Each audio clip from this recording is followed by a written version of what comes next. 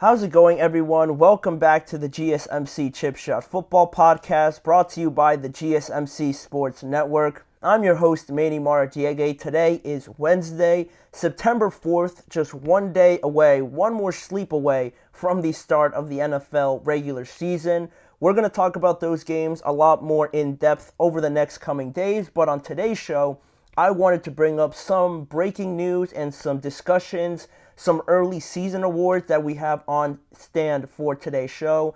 With that breaking news yesterday, Trent Williams and Cam Heyward getting new deals. We're going to start off the show by talking about that, what kind of contracts they got and their impact. Then, an interesting interview came out regarding Stefon Diggs, talking about how things broke out last year between the Bills and how it all, came to wraps at the end of that year and what led to him signing with the Houston Texans. Those will be the first two segments we get to, plus all the other topics that I mentioned in the later portion of the show. So make sure to stick around to tune into those segments. But before we get started, if you guys ever have any questions or comments or want to share any opinion during the show, please don't hesitate to share any input or any feedback that you guys have regarding anything I say or on any of the topics we cover on today's show. Whether it's a quick comment, thoughtful question, or opinion, just share it with us and don't hesitate to drop it in the chat. And now, if you want to make it absolutely sure that your message stands out and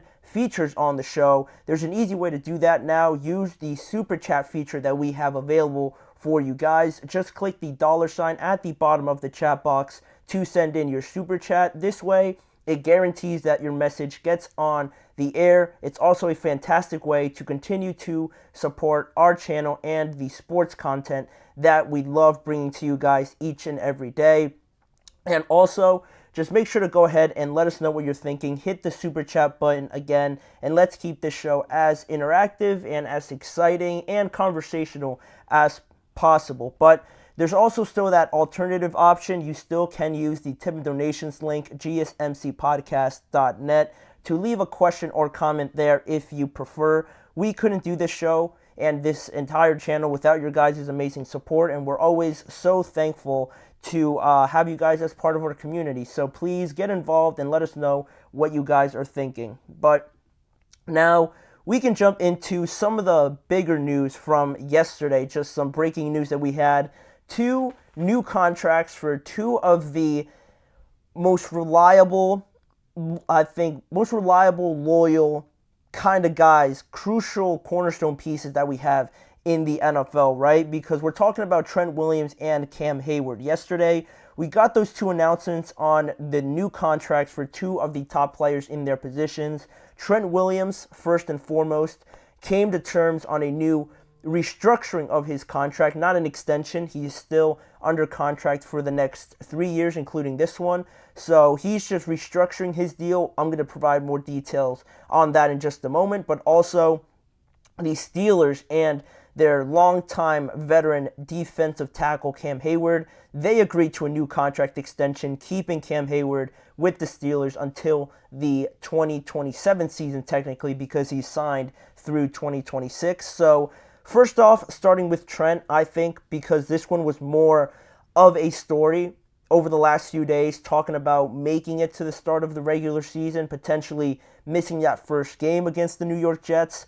All of that came to an end. Officially, Trent Williams put an end to his offseason long holdout to come back just in time to play against the New York Jets. And this new contract that he got, Trent Williams, again, still has 3 years left on his current contract. They just changed some of the terms around, and the biggest thing with Trent was that because he is 35 years old now, if I'm not mistaken, the guaranteed money is a huge thing. Obviously, that's a massive thing with any contract, but when you're a veteran, and we're talking about a different level, honestly, right? Talking about Trent Williams at his position for the 49ers, they need that guaranteed money, and I don't think anybody really blamed him for staying away until he got his guaranteed money, right? But now, instead of his old contract being a 3-year, $77 million remaining amount left on that deal, it is now a brand new 3-year, $82 million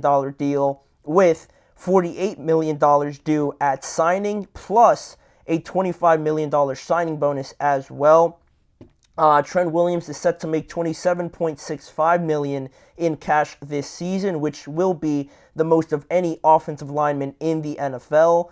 Now getting to that guaranteed money, $103 million guaranteed, which would mean that is the most guaranteed money for any offensive lineman since 2021. And just to throw it out at you guys as well, in his career, Trent Williams has made almost $360 million in career earnings. And like I said before, I don't think anybody is really questioning whether or not he deserves it. He pretty much deserves every penny of that, if we're being honest, for getting traded to the 49ers, and then ever since then, being a huge part of what makes that offense so dominant, with still being so athletic, being the full package at left tackle, offensive tackle just in general. When you think of the epitome of that position, right away people bring up Trent Williams as arguably one of the best players in general that the 49ers have on their roster. But obviously that's a lot of money, right? I just threw out a lot of numbers at you guys, and it makes you question a little bit of what the negotiations will be with Deebo Samuel or Brock Purdy in the future, right? Because Brock's going to make a ton of money as well. But the 49ers kept busy. Right after this deal with Trent Williams, they also restructured Deebo Samuel's contract, creating an additional $16.4 million in cap space. Deebo Samuel was scheduled to make $20 million in base salary this season with a $28 million cap hit. So the details on how the 49ers kind of moved everything around, I couldn't find it. I didn't see it when I was preparing for the segment, so I'm sure it's out there. But for right now, that's the end result. They created additional cap space, which all of that wrapped into Brandon Ayuk, being available for them, signing that extension, and having all these pieces now right before the season. Nothing could have gone better for the 49ers, honestly, right? So that's great for them. Great for Trent Williams for getting that money. But also, now moving on to the other veteran player to get his extension, Cam Heyward. He actually got an extension with the Pittsburgh Steelers, coming to terms on a 3-year, $45 million deal, $29 million in new money, plus $16 million guaranteed. That would be $16 million guaranteed for 2024. And this was one of the bigger contracts, one of the bigger subjects that the Steelers still had to check off their to-do list. It was Cam Heyward and his extension, Pat Freiermuth as well, and Najee Harris.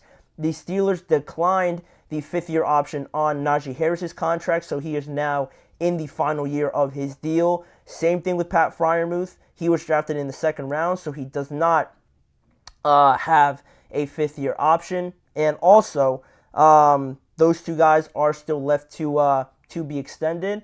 Just some questions here. Eric Fortis Jr., Henry Ayuk or Marvin Harrison Jr.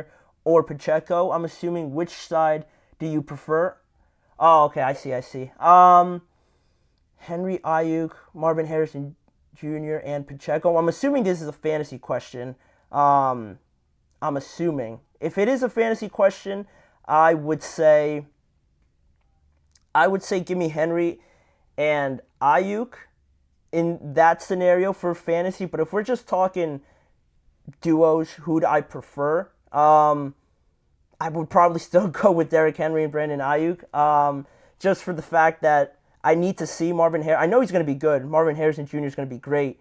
But I still need to see it in the Cardinals offense for me to really believe it. And Isaiah Pacheco, same thing. I think they spread the ball around too much. Where Derek, I know he's going to get the ball almost every drive. Same thing with Brandon. So that's what I would say for that question. But sticking with Cam Heyward and the Steelers, getting this deal done, it is huge just because they usually don't do this during the regular season. So it is significant to do it now. And now he's under contract through 2026. And also because of that, Cam Heyward mentioned that he wanted to play 3 more years. This deal allows him to do that. And also, he really wanted to retire just playing for one team, ideally, obviously, the Steelers. So also now leads you to believe that he will be retiring with the Steelers.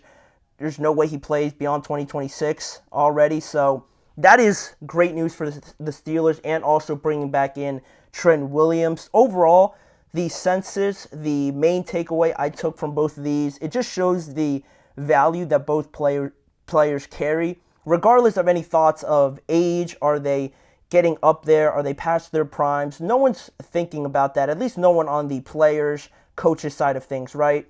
I heard some criticism for this deal from the Steelers side of, giving this extension to a 35-year-old Cam Heyward. But again, I think from the players side, what they bring to the team, and still, it's not like they're bums now, like they're not going to contribute anything. They still, I believe, have a year or two left to give at their position. So I think they find value, obviously, from the players and coaches side. So I would also agree with that sentiment as well. And also, to add on to that, a similar point, you're looking at the left tackle position, the defensive tackle position, two of the highest paid positions in the NFL. And it shows, again, why these two spots are two of the highest in the NFL, right? Guys like these don't come around so often, so you have teams desperate to still keep them on their team at 35 years old if you're Cam Heyward, at 36 years old if you're Trent Williams. That age thing just isn't really a factor too much when you have guys like these, and it shows why they're being paid this much and why, again, teams want to have them on their team regardless of a veteran status right now, right? Teams and executives, general managers are all looking past that. They believe that they can play up until this level, and again, it just deserving contracts for both of these guys. I think I heard Trent Williams say that he wanted to play till 40 or something like that, which is nuts. But I'm not doubting Trent Williams. If he wants to play till 40, the 49ers, I'm sure, would gladly keep him there. It doesn't look like he's missed a step or is in any threat of missing a step going forward. So best of luck to Trent Williams. Great for the 49ers and the Steelers to get these deals done. But that's it on the contract talk for this episode. Yeah, that is it. But the next segment we're going to talk about after the break, we're going to bring up Stefon Diggs. In a recent interview with GQ Sports, he brought up last year how it all broke down, the criticism he received, and not pointing the finger, but just asking people to look into it a little bit deeper and then come back with a better answer than just criticizing him for the downfall of the Bills, right? We're going to unpack all of that when we return after our first break. You're listening to the GSMC Chip Shot Football Podcast.